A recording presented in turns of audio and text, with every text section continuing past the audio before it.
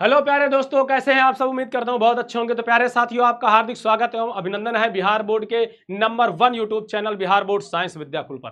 प्यारे साथियों, जैसा कि आप लोगों को पता है कि आज के दिन रसायन विज्ञान का मासिक परीक्षा थी। रसायन विज्ञान की मासिक परीक्षा में जो भी छात्र परीक्षा देने गए थे, पेपर को देखने के बाद, क्वेश्चन पेपर को देखने के बाद सभी छात्रों के मन में तमाम प्रकार के सवाल आए होंगे और वाजिब बात है, आने भी चाहिए। हमारे भी जहन में कुछ सवाल आए, तो आइए आज हम इस पेपर के बारे में डिस्कस करेंगे और आज इस क्लास में इन सारे क्वेश्चंस के आंसर भी देख करके जाएंगे कि यदि अगर बच्चे कुछ करके आए हैं तो उनके कौन कौन से सही आंसर है वो देख लेना बहुत जरूरी है। तो साथियों, बिना किसी देरी के शुरुआत करते हैं। सबसे पहले कि हमारे दिमाग में क्वेश्चन क्या आया होगा पेपर को देख करके। देखिए, जो मंथली एग्जाम का पैटर्न था अभी तक देखा जाए तो इस वर्ष जो मंथली एग्जाम हुए, 2 पेपर हुए थे। पहले पेपर में अगर देखा जाए तो कहां से पूछा था, पहले पार्ट से, दूसरे पार्ट से 1-2 क्वेश्चन तीसरे पार्ट से ले लिया था। अध्याय 1-2 से पूछ लिया था पहले वाले एग्जाम में। किसमें? पहले वाले में। दूसरे वाला जो एग्जाम हुआ, मतलब पिछले महीने जो एग्जाम हुआ, उसमें जो क्वेश्चन पूछा गया था वो पूछा गया था तीसरे चैप्टर से, चौथे चैप्टर से, सॉरी, हाँ ठीक है, तीसरे और चौथे चैप्टर से पूछा गया था। तीसरे और चौथे चैप्टर से कुछ क्वेश्चन आ गए थे, बाकी 1-2 क्वेश्चन दूसरे चैप्टर के भी थे। मैं आपको बता दूं, दूसरे चैप्टर के भी 1-2 क्वेश्चन थे, तीसरे के थे और चौथे से थे। तो इस बार बच्चों ने जो तैयारी कर रखी थी, या फिर मैंने जो तैयारी करवाई थी अभी कल, वो किसकी तैयारी करवाई थी? वो तैयारी करवाई थी कि चौथे चैप्टर से, पांचवें चैप्टर से, और 1-2 क्वेश्चन मैंने छठवें के भी रख दिए थे, ताकि अगर पूछे तो ये पैटर्न के हिसाब से ये आना चाहिए था। लेकिन समस्या की बात यह है कि बहुत से ऐसे बच्चे होंगे जिन्होंने पेपर को देखने के बाद ये सोचा होगा कि यहां से तो क्वेश्चन ही नहीं आए। क्वेश्चन कहां से पूछा गया था? तो क्वेश्चन पूछा गया था साथियों छठवें चैप्टर से, 7वें और 8वें, और 1-2 क्वेश्चन 9वें चैप्टर के भी थे। कहां से पूछ लिया गया था? पूरी कार्बनिक से क्वेश्चन पूछ लिया गया था। अब जिन बच्चों ने 7वां चैप्टर, 6वां चैप्टर, 8वां चैप्टर पढ़ा ही नहीं है, डी ब्लॉक, एफ ब्लॉक पढ़ा ही नहीं है, पी ब्लॉक पढ़ा ही नहीं है, उनके लिए बहुत बड़ी समस्या हो गई। उन्होंने तो कुछ क्वेश्चन समझ में ही नहीं आए होंगे। लेकिन अब भाई, जो पैटर्न था, पता नहीं क्या उनका पैटर्न था, जो भी उन्होंने क्वेश्चन पूछा वो पूछा। अब हम शुरू करते हैं कि आज इस क्लास में यदि आप कुछ करके आए हो तो आज इस क्लास में हम उनके आंसर जान लेते हैं कि सही सही आंसर क्या होंगे। तो आइए शुरुआत करते हैं साथियों। आप लोग भी अपना मिला लीजिएगा, 10 मिनट की क्लास में आपको सारे आंसर बता दे रहा हूं। फिर जब इनको पढ़ेंगे तो इनके बारे में और अच्छे से आपको डिस्कस करेंगे। ठीक है, चलिए। अगर बात करें जलीय विलयन में सबसे अधिक स्थायी आयन कौन होता है, तो वैनेडियम 3+, टाइटेनियम 3+, और Mn3+ और Cr3+। अगर देखा जाए तो ये सभी किस ब्लॉक के तत्व हैं? ये सभी डी ब्लॉक के तत्व रखे गए हैं। और पूछ रहा है कि डी ब्लॉक में जलीय विलयन में सबसे अधिक स्थायी कौन होगा। अगर जलीय विलयन में इनको डालते हो, जलीय विलयन इनका बनाते हो, तो जलीय विलयन में जाने के बाद ये किस प्रकार के यौगिक बनाते हैं आपको पता होना चाहिए। ये संकुल यौगिक बनाते हैं। क्या बनाते हैं? संकुल यौगिक बनाते हैं जलीय विलयन में जाने के बाद, या फिर संकुल यौगिक या फिर योगात्मक यौगिक बना लेते हैं। ठीक है साथियों। अच्छा, योगात्मक यौगिक में ही संकुल यौगिक और द्विक्लमण आते हैं। अच्छा, अभी ये बातें आपको थोड़ा सा कंफ्यूजन लगेंगी, नहीं समझ में आएंगी, क्योंकि अगर आप ये चैप्टर नहीं पढ़े हैं तो। लेकिन आप यहाँ पे डी नंबर आपका सही हो जाएगा, क्रोमियम 3+ आपका राइट आंसर हो जाएगा पहला का। दूसरे की चर्चा करें, दूसरा क्वेश्चन कह रहा है लैंथेनाइड की सबसे प्रचलित ऑक्सीकरण अवस्थाएं कौन सी हैं। तो इस क्वेश्चन को याद कर लीजिएगा, सबसे जो प्रचलित है लैंथेनाइड की वो +3 ऑक्सीकरण अवस्था है। कौन सी? +3 ऑक्सीकरण अवस्था होती है। आज अगर चौथे क्वेश्चन की चर्चा करूं तो चौथे क्वेश्चन में आ जाते हैं। चौथा क्वेश्चन क्या कह रहा है? चौथा कह रहा है कि इलेक्ट्रॉनिक विन्यास दिया हुआ है आखिरी कोर्स का, 3d6 वाला आयन कौन सा होगा। तो भैया इलेक्ट्रॉनिक विन्यास करना है, 3d6 पूछ रहा है, मतलब डी में 6 इलेक्ट्रॉन। अगर यहाँ पे देखा जाए कोबाल्ट में 3+ दिया, 3 इलेक्ट्रॉन कम कर दो, कोबाल्ट का 28 होता है ना। उसके बाद निकिल का दिया हुआ है, इसमें 3+ है तो निकिल से भी 3 इलेक्ट्रॉन हमको कम करने पड़ेंगे, क्योंकि प्लस लगा हुआ है, तो 3 इलेक्ट्रॉन कम करके इलेक्ट्रॉनिक विन्यास कर लो। इसी तरह Mn के भी 3 इलेक्ट्रॉन कम करके 3 इलेक्ट्रॉनिक विन्यास कर लो। इसी तरह अगर आयरन की बात करें, 26 होता है परमाणु क्रमांक, लेकिन आपको 3 इलेक्ट्रॉन कम करके क्या करना पड़ेगा? 3 इलेक्ट्रॉन कम करके इसका इलेक्ट्रॉनिक विन्यास करना पड़ जाएगा। ठीक है साथियों, 3 इलेक्ट्रॉन कम करके आप इलेक्ट्रॉनिक विन्यास करोगे। लेकिन आपको बता दूं यहां पर अगर देखा जाए तो 28, अगर देखा जाए कोबाल्ट का 28 होता है, 28 मतलब इलेक्ट्रॉनिक विन्यास अगर करोगे तो आखिरी कोष में कितना इलेक्ट्रॉन आएगा। कोबाल्ट की अगर मैं चर्चा करूं तो 4s2 और 3d क्या आ जाएगा, 8 आ जाएगा। लेकिन यहां से अगर 3 इलेक्ट्रॉन निकाल दोगे कितना, अच्छा 3+ nickel copper zinc, cobalt nickel copper zinc साथियों 27 होता है, इसका 7 आएगा, 7 आएगा, ठीक 27 होता है कोबाल्ट निकिल कॉपर जिंक। अब यहां से देखो आपने 2 इलेक्ट्रॉन इसको निकाल दिए, 4s से आपने 2 इलेक्ट्रॉन निकाले, 4s 0 हो गया और आपके पास अभी 3 इलेक्ट्रॉन एक और निकालना है। यहाँ पर 3d7 है आखिरी कोष में, 1 इलेक्ट्रॉन और निकाल दिए, 3d6 आ गया, तो आपका ये सही हो जाएगा। कौन सा सही हो जाएगा, चौथे का आपका ए नंबर सही हो जाएगा। क्लियर है क्या। अब पांचवें पे आ जाते हैं, अब पांचवें पे आ जाते हैं साथियों, पांचवें क्वेश्चन को। जलीय विलयन में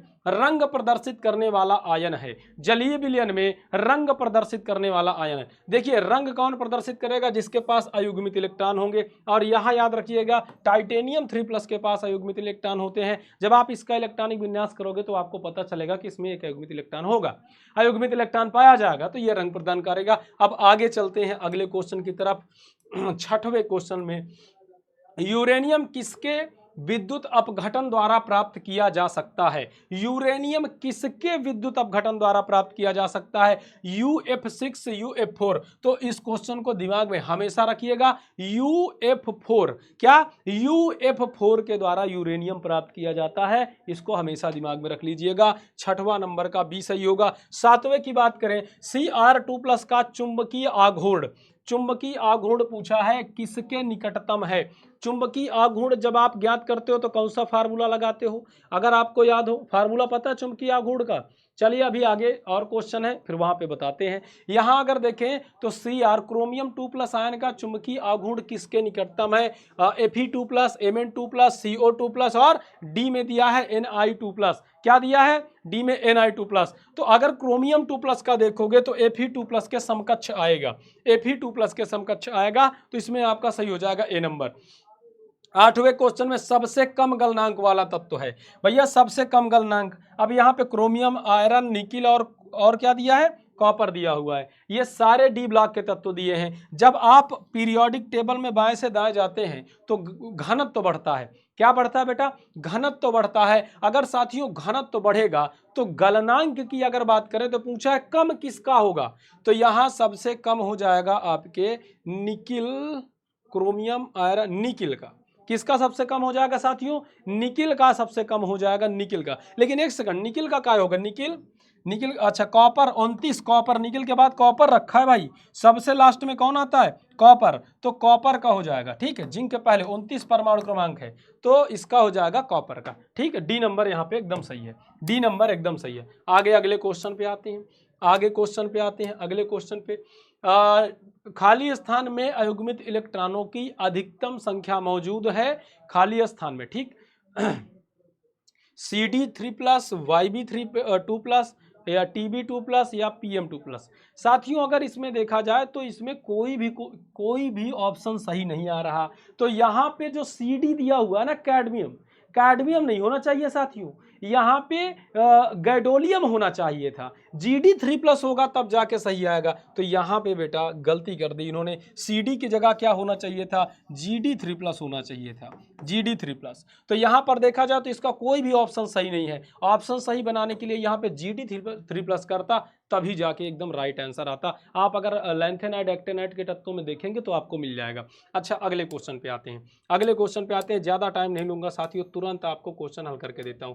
अम्लीय माध्यम में K2Cr2O7 किसमें परिवर्तित होगा। यहाँ पर इसकी ऑक्सीकरण अवस्था +6 है और अम्लीय माध्यम में परिवर्तित हो जाएगा तो +3 आ जाएगी। क्या आ जाएगी, आ जाएगी साथियों, +3 आ जाएगी, क्योंकि इसका अपचयन होता है। क्या होता है अम्लीय माध्यम में, इसका अपचयन हो जाता है। क्लियर है क्या, क्लियर है क्या, आगे चलें, क्लियर है, हाँ चलिए तो 11वें क्वेश्चन पे चलते हैं। चलें आगे, आप लोग सब बता दें कमेंट करके, हाँ देखते रहिएगा। चलिए फिर, बहुत अच्छे साथियों, मुझे पता है तो आप बहुत कम समय में सारे क्वेश्चन करा दूंगा, चिंता ना करें। चलिए आगे आते हैं। अब 11वां के देखो, धातु आयन Cn के साथ एक अस्थिर कॉम्प्लेक्स बनाता है। अस्थिर कॉम्प्लेक्स कौन बनाएगा भाई, देखो कॉम्प्लेक्स का मतलब हो गया संकुल, कॉम्प्लेक्स का मतलब क्या हो गया संकुल। अब अस्थिर संकुल कौन बनाने का काम करेगा भाई, जिसके पास रिक्त ऑर्बिटल ही नहीं होंगे। अच्छा संकुल या स्थिर संकुल या अस्थाई संकुल कौन बनाता है, जिसके पास रिक्त डी ऑर्बिटल होते हैं। यहाँ Ag भी दिया है, Zn2+ भी दिया है, Cu2+ दिया है और Cr मतलब 2+ दिया है, मतलब Cr की अक्षीकरण अवस्था 2 दी है। लेकिन समस्या यहाँ पर यह है कि भाई रिक्त डी ऑर्बिटल होगा तभी संकुल बनेगा स्थिर, और जिंक के पास अगर देखोगे तो रिक्त ऑर्बिटल ही नहीं है, तो आपका बी नंबर सही हो जाएगा। बी नंबर आपका क्या हो गया, सही हो गया। क्लियर, आगे चलें। अब आ जाओ अगले क्वेश्चन पे चलते हैं। 12वां क्वेश्चन क्या कहता है देख लेते हैं। 12वां क्वेश्चन देख ले, कह रहा है आयन जो अस्तित्व में नहीं है, तो भैया CuL4 आयन अस्तित्व में नहीं होता, CuL4 आयन अस्तित्व में नहीं होता। ये आपका पहला आंसर सही है, VO4 3- हाँ VO4 2- सही है, पहला नंबर आपका सही है, ये अस्तित्व में नहीं होता है। आगे आ जाओ, आगे चलते हैं। जब ये चैप्टर आप पढ़ोगे ना तब आपको समझ में आएंगी बातें, बाकी में जो जो आप समझ सकते हो वो मैं आपको समझा दे रहा हूं। फिर कह रहा 13वां में चुंबकीय आघूर्ण 2.84। अब यहाँ हमको n.84 से हम इसको मान के चलते हैं चुंबकीय आघूर्ण। ये म्यू पूछ रहा है, क्या पूछ रहा है, म्यू पूछ रहा है। म्यू क्या होता है, √n into n+2, n into n+2 होता है। म्यू बराबर √n इंटू n+2 होता है साथियों। ये हम चर्चा करेंगे जब पी ब्लॉक की, तब उसमें आपको समझ में आएगा, ठीक। पी ब्लॉक और डी ब्लॉक में। तो चुंबकीय आघूर्ण पूछ रहा है 2.84, तो हम इसको n.84 मान के चलेंगे। और 2 यहाँ पे किसका आएगा, जिसके पास 2 अयुग्मित इलेक्ट्रॉन होंगे। या तो अब यहाँ पे 2 देखेंगे किसका आएगा, तो भैया कह रहा है टाइटेनियम 3+ है और फिर क्रोमियम 2+ है। क्या दिया है, क्रोमियम 2+ दिया हुआ है, और क्या दिया हुआ है, कोबाल्ट 2+ दिया है, निकेल 2+ दिया हुआ है। तो यहां पर साथियों जानते हो क्या हो जाएगा, निकेल 2+ का हो जाएगा। किसका हो जाएगा साथियों, निकेल 2+ का हो जाएगा, एकदम क्लियर। हाँ ठीक, निकेल 2+ का हो जाएगा। आइए अगले क्वेश्चन पे चलते हैं, हो गए। अब अगला क्वेश्चन, कांच का नीला रंग किसके द्वारा उत्पन्न होता है। क्या आप इस क्वेश्चन को पहले भी कभी देखे हैं, कांच का नीला रंग, है ना, नहीं देखे। खैर आप लोग याद रख कर लीजिए, CO कोबाल्ट के ऑक्साइड के कारण होता है। किसके कारण होता है साथियों, कोबाल्ट के ऑक्साइड के कारण होता है। अब आते हैं सिक्का किससे बना होता है, सिक्का किससे बना होता है, तो भैया कॉपर एल्युमिनियम, ये आपका सही हो जाएगा ए नंबर। कौन सा, कॉपर एल्युमिनियम। अब अगले क्वेश्चन की बात करें, 16 नंबर क्वेश्चन, ठीक है, 15 कर चुके हैं, 15 और बचे हैं। 16 नंबर में अत्यधिक अस्थिर प्रजाति है, तो ये सभी क्या दिया है, डी ब्लॉक के तत्व है। डी ब्लॉक के तत्व में आप देखोगे तो सबसे ज्यादा अधिक अस्थिर कौन होता है, स्कैंडियम होता है। सबसे ज्यादा अस्थिर कौन है, स्कैंडियम है। ये तुरंत किसी से भी जाके जुड़ने का प्रयास करता है अयुग्मित इलेक्ट्रॉन के कारण। किसके कारण, अयुग्मित इलेक्ट्रॉन होने के कारण, इस पे एक अयुग्मित इलेक्ट्रॉन होता है, ये तुरंत जाके किसी न किसी से जुड़ने का प्रयास करता है। अब टाइम की कमी है ना, मैं इसको सब खोल के समझा देता है एक एक क्वेश्चन। आपको क्या करना है, अगर आपको हल करना है तो आप सबका इलेक्ट्रॉनिक विन्यास करिएगा, सबके ऑक्सीकरण अवस्थाओं से मतलब उसमें इलेक्ट्रॉन कम ज्यादा करके देख लीजिएगा। आखिरी कोर्स में जो ऑर्बिटल में इलेक्ट्रॉन आएंगे उसमें आप ये देखोगे कि अयुग्मित किसके पास है, अयुग्मित इसी के पास मिलेगा। यहां तक क्लियर है। अगले क्वेश्चन पे चले, चलो 17वां क्वेश्चन क्या कर रहा है, कह रहा प्रतिचुंबकीय, प्रतिचुंबकीय है, प्रतिचुंबकीय है ओके, प्रतिचुंबकीय है आरम। ये आरम जो होता है बेटा, इसको एयू कहा जाता है। क्या कहा जाता है, एयू। एयू मतलब गोल्ड, एयू मतलब गोल्ड कहा जाता है, सोना जिसे आप बोलते हो।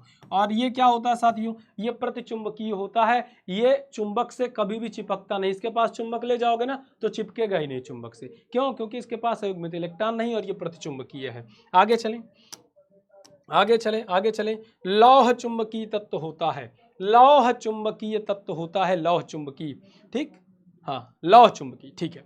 लौह चुंबकीय तत्व कौन होता है, तो याद रखिएगा लौह चुंबकीय तत्व हमारे पास साथियों 3 ही हैं, आयरन कोबाल्ट निकेल, ठीक है। कौन कौन से होते हैं लौह चुंबकीय तत्व, ये आप याद रख लीजिएगा, आयरन कोबाल्ट और निकेल, ये तीनों लौह चुंबकीय तत्व होते हैं। अब यहाँ पे कौन दिया है, लौह चुंबकीय तत्व कोबाल्ट दिया है, कोबाल्ट आपका सही हो जाएगा। यहाँ पे कोबाल्ट दिया हुआ है, कोबाल्ट आपका सही हो जाएगा। एक्वा रेजिया, एक्वा रेजिया क्या करता है, परिवर्तित करता है। एक्वा रेजिया आपने कक्षा 10 में पढ़ा होगा, है ना, एक्वा रेजिया आपने 10 में पढ़ा होगा। यह अम्ल होता है, ये क्या करता है, परिवर्तित करता है। तो भैया ये Au सोने को बेटा ये सोने के क्लोराइड में परिवर्तित कर देता है, सोने को सोने के क्लोराइड में परिवर्तित कर देता है। आपका डी नंबर सही हो जाएगा। अगले क्वेश्चन पे आते हैं। हाँ, निम्नलिखित में से क्लोरीन आयन को Cl2 अणु में परिवर्तित कर सकता है। क्लोरीन आयन को Cl2 अणु में परिवर्तित कर सकता है KMnO4। तो साथियों यहां पर KMnO4 जो होता है ये परिवर्तित कर देता है। KMnO4 आपको क्या करेगा, KMnO4 क्लोरीन आयन को मतलब इसका क्या करा देगा, ऑक्सीकरण। क्या करा देगा, ऑक्सीकरण करा देगा साथियों। ऑक्सीकरण मतलब Cl माइनस आयन है, इससे एक इलेक्ट्रॉन क्या करेगा, बाहर निकाल देगा, इसका ऑक्सीकरण करवा देगा। तो ये क्या हो जाएगा, ये खाली क्लोरीन बचेगा, इस पर माइनस आयन इससे हट जाएगा, ऑक्सीकरण करवा देता है। ठीक है, तो KMnO4 यहाँ पे सही होगा। अगले क्वेश्चन पे आ जाओ। पीला रंग दिखाने वाला लैंथेनाइट, पीला रंग दिखाने वाला लैंथेनाइट क्या है, यहाँ पे दिया है लैंथेनियम YB Sm3+, एस्मियम आपका हो जाएगा Sm3+ is the right answer, यानी कि सी नंबर आपका सही हो जाएगा। ये आपके लैंथेनाइट एक्टेनाइट तक तो पढ़ेंगे ना, तो लैंथेनाइट सीरीज में आपको मिलेगा पीला रंग दिखाने वाला। निम्नलिखित में से यहाँ तक क्लियर है। चलो, निम्नलिखित में से किस तत्व का घनत्व तो सबसे अधिक होता है। घनत्व की अगर बात करें तो Hg टीजरहफ, टाइटेनियम, जर्कोनियम, हाफमियम। ठीक, तो टाइटेनियम के नीचे कौन आता है, हाफमियम, ये नहीं होगा, Hg यहाँ पे नहीं होगा, जर्मेनियम, टाइटेनियम। ठीक है, Mn की बात करेंगे नहीं, यहाँ पर प्लैटिनम होगा साथियों। कि कौन होगा, प्लैटिनम होगा। ठीक, प्लैटिनम क्या होगा, निम्नलिखित में से किस तत्व का घनत्व सबसे अधिक है। देखो मैंने कैसे बताया, आवर्त सारणी में अगर आप दाएं से बाएं जाते हो तो तत्वों का घनत्व बढ़ता है, घनत्व बढ़ता है। अब यहां आपको यह पता लगाना है कि कौन सबसे लास्ट में बैठा है ना। आप जब डी ब्लॉक देखोगे तो डी ब्लॉक में आप ये देखो कि कौन इधर बैठा हुआ है। जैसे डी ब्लॉक के तत्व हो गए, अब यहाँ पे टाइटेनियम के नीचे कौन आ गया, टाइटेनियम के नीचे आ गया जर्कोनियम, हाफमियम। तो ऐसे ही ये सब एक दूसरे को नीचे आ रहे हैं। अब ये पता करो जैसे Mn के नीचे कौन आ रहा है, Mn देख लो, कॉपर देख लो, और Hg देख लो, और प्लेटिनम देख लो। अगर आप देखोगे तो ये क्या आएगा, प्लैटिनम आ जाएगा, है ना। निकिल, कॉपर, कॉपर, ठीक, कौन, हाँ सही है आपका, platinum is the right answer. पहला वाला आपका सही आ जाएगा, घन तो आगे जाने पर बढ़ता है और ये आपका सही हो जाएगा। अगले क्वेश्चन पे आते हैं, ज्यादा चर्चा नहीं करेंगे, फटाफट करेंगे, नहीं तो फिर समय भी काफी लगेगा। किसके द्वारा एक से अधिक ऑक्सीकरण अवस्था नहीं दिखाई जाती, किसके द्वारा एक से अधिक ऑक्सीकरण अवस्था नहीं दिखाई जाती। तो मैं बोर्ड को प्रणाम करना चाहूंगा, ये भी गलत है, ये भी आपका एक से अधिक दिखाता है, ये भी गलत है, ये भी आपका एक से अधिक दिखाता है, ये भी गलत है भैया, ये भी आपका एक से अधिक दिखा देता है, ये भी ऑप्शन गलत है, ये भी एक से अधिक दिखाता है। इसमें से कोई सही नहीं है। इसमें से बोर्ड ने फिर से एक गलती की क्वेश्चन में, इसमें से कोई सही नहीं है साथियों। ये क्वेश्चन सरासर गलत क्वेश्चन है। यहाँ पे आपको क्या करना पड़ेगा भैया, अगर मान लो सोडियम होता, स्कैंडियम होता तो हम मान लेते, सोडियम वगैरह होता, ये एक प्लस एक ही ऑक्सीकरण अवस्था दिखाते हैं, लेकिन ये सबके सब एक से अधिक दिखाते हैं, परिवर्ती ऑक्सीकरण अवस्था दिखाते हैं। इसमें ये क्वेश्चन गलत है बेटा, ये क्वेश्चन गलत है, ये बोर्ड ने इसका आंसर ही गलत दे दिया है, काम खत्म। 24 संक्रमण तत्व हैं, मल्टीपल चॉइस क्वेश्चन है। संक्रमण तत्व देखो, सभी धातुएं भी होती हैं, ध्यान दीजिएगा इस क्वेश्चन में, सभी धातुएं भी होती हैं और सभी ठोस भी होते हैं, इसमें दोनों सही है। अब अगर ऐसा क्वेश्चन मिल जाए जिसमें दोनों सही है, मल्टीपल चॉइस, वहां पे क्या करोगे, वहां पे आप एक लगा करके आओगे, दोनों में से कोई भी, दोनों में से कोई भी एक लगा देना, आपका सही माना जाएगा, क्योंकि दोनों सही हैं। तो ए वाले भी सही हैं, जो सी लगा के आए होंगे वो वाले भी सही हैं। उन 3 लैंथेनाइडों के नाम बताइए जो ऑक्सीकरण मतलब 2+ ऑक्सीकरण अवस्था दिखाते हैं। तो मेरे हिसाब से SmEu/Yb क्या होते हैं, SmEu और YB मतलब समेरियम, यूरोपियम और यटरबियम। क्या होते हैं, समेरियम, यूरोपियम और यटरबियम, समेरियम, यूरोपियम और यटरबियम मतलब B is the right answer. ये क्या है, ये सभी 2+ ऑक्सीकरण अवस्था दिखाते हैं। ये आपको कहाँ मिलेगा, लैंथेनाइट श्रेणी में मिलेंगे, जब आप F ब्लॉक पढ़ रहे होंगे। F ब्लॉक जब पढ़ाऊंगा मैं तो वहां पे आपको बता दूंगा, ठीक है। आगे आ जाइए, अगले क्वेश्चन पे आते हैं। एक्टेनाइड की स्थिर ऑक्सीकरण अवस्था है। एक्टेनाइड की बाबू स्थिर ऑक्सीकरण अवस्था पूछा है तो हमेशा याद रखो +3। क्या याद रखोगे? +3 अधिकतम चुंबकीय आघूर्ण दिखाने वाला तत्व है। अधिकतम चुंबकीय आघूर्ण, अब अधिकतम चुंबकीय आघूर्ण कौन दिखाएगा? जिसमें साथियों अधिकतम अयुग्मित इलेक्ट्रॉन होंगे। किसमें? डी कक्षक में। डी कक्षक में जिसके पास अयुग्मित अधिक 1 2 3 4 5 जिसके पास अयुग्मित इलेक्ट्रॉन होंगे। भैया यहाँ कितने अयुग्मित हैं? डी में 5 इलेक्ट्रॉन है तो 5 अयुग्मित होंगे, 5 के 5 अयुग्मित होंगे। यहाँ पर 6 है तो 1 युग्मित हो जाएगा, यहाँ 7 है तो 2 युग्मित हो जाएंगे, यहाँ 8 है तो 3 युग्मित हो जाएंगे। सबसे अधिक अयुग्मित कहाँ है? यहीं पर है D5 में। तो आपका सबसे अधिक ये क्या दिखाएगा? चुंबकीय आघूर्ण दिखाएगा। CrO3 लाल या नारंगी रंग का होता है, मतलब क्रोमियम का ऑक्साइड लाल या नारंगी रंग का होता है। और इस ऑक्साइड की प्रकृति कैसी है? अम्लीय, क्षारीय, तटस्थ। कौन सी होगी? अम्लीय, क्षारीय, उभयधर्मी या फिर तटस्थ साथियों पूछा हुआ है ना? हाँ चलो तो आइए देखते हैं। तो इसकी अम्लीय प्रकृति होती है। कैसी होती है? ऑक्साइड क्रोमियम के ऑक्साइड की, क्रोमियम ट्राईऑक्साइड की जो प्रकृति है साथियों वो अम्लीय प्रकृति की होती है। 2 क्वेश्चन और बचे हैं, बस लास्ट 2 क्वेश्चन और देखेंगे, बस काम खत्म। चल भाई नाराज हो गया क्या? सोडियम कार्बोनेट के साथ संलयन पर AgCl देता है। AgCl देता है, AgCl। भाई AgCl अगर क्या करोगे? किसके साथ? अरे सोडियम कार्बोनेट के साथ। भैया सोडियम कार्बोनेट के साथ AgCl क्या देगा? भैया Ag जो है, Ag वो कार्बोनेट के साथ जुड़ जाएगा, AgCO3 बना लेगा, बात खत्म। AgCO3। Is that clear? Is that clear? आखिरी क्वेश्चन और देख लेते हैं साथियों। आखिरी क्वेश्चन, उत्प्रेरक के लिए किस शर्त की आवश्यकता नहीं है? परिवर्तनशील संयोजकता, उच्च आयनीकरण, ऊर्जा, रिक्त कक्षक और सतह पर मुक्त संयोजकता। सतह पर मुक्त संयोजकता। भैया इन सब में अगर देखा जाए तो B is the right answer हो जाएगा। उच्च आयनीकरण ऊर्जा की आवश्यकता नहीं होती है। तो साथियों ये आपके 30 क्वेश्चन थे।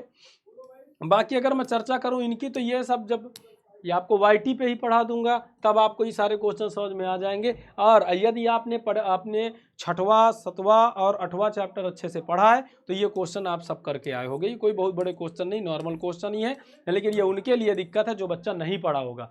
तो साथियों यहीं पर इस क्लास को करते हैं समाप्त और मिलते हैं फिर किसी अगली क्लास में। घबराना नहीं है, परेशान नहीं होना, बस दिक्कत वहीं पे आ गई, बोर्ड ने थोड़ा सा घुमा करके मतलब 5वें के अलावा 6वें 7वें 8वें और 9वें चैप्टर से क्वेश्चन दे दिया, यहाँ पे दिक्कत हो गई। हालांकि 9वें चैप्टर के क्वेश्चन तो इसमें मुझे नहीं मिले, लेकिन 8वें चैप्टर तक के भरपूर क्वेश्चन दिया हुआ है, तो दिक्कत यहाँ पे हो गई। जिन बच्चों ने पढ़ा था उनको अच्छे से आ गया होगा, जो इन चैप्टर को नहीं पढ़े हैं उनको कहीं ना कहीं बहुत बड़ी दिक्कत हुई होगी।